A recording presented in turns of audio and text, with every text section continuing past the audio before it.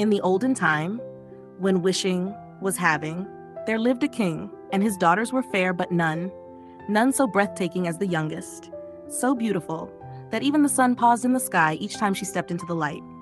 Near the castle lay a forest, deep, dark, ancient.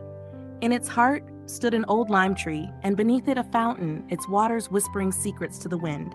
And there, on hot golden days, the young princess came to play, laughing softly as she tossed her shining golden ball high into the warm air. But one day the ball slipped, fell to the grass, and rolled straight into the deep, cold fountain. She leaned in, searching, but the water hid everything. So she began to cry, her voice echoing through the trees. And then, from the water, came a voice, rough, watery, strange. "Why weepest thou, O king's daughter? Thy tears would melt a stone." She turned, and there, rising from the fountain, was a frog. She told him of her lost golden ball. And he said, "I will fetch it, but what wilt thou give me in return?" She offered jewels, dresses, her crown. But the frog croaked back, "I want none of these. If thou wilt love me, be my companion, eat with me, drink with me, sleep in thy little bed, then I shall bring back thy golden ball." Desperate, she promised anything. He dived and soon returned, the golden ball held in his mouth. Overjoyed, she snatched it and ran home, leaving the frog behind, calling after her, "Stop, stop!" But his voice faded in the forest. The next day, as she dined with her father, there came a sound up the marble stairs. Splish, splash, splish, splash, a knock.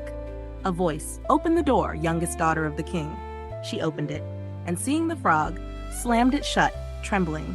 Her father demanded the truth, and when he heard it, he said in a firm, kingly voice, "What thou hast promised, thou must perform." She let the frog in. He hopped to her chair. "Lift me up," he said. She obeyed.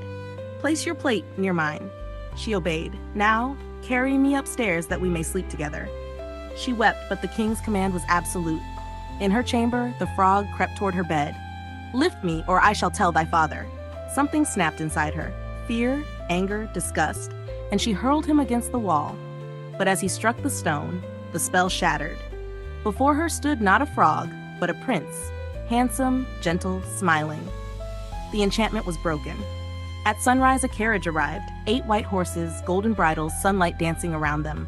Behind it stood the faithful Henry, his heart once bound with iron bands during his master's suffering. And as they rode away, 3 great cracks sounded. The prince leaned out, "Henry, what breaks?" And Henry answered, with tears of joy, "Not the carriage, my master, but the bands around my heart, breaking at last, for you are free."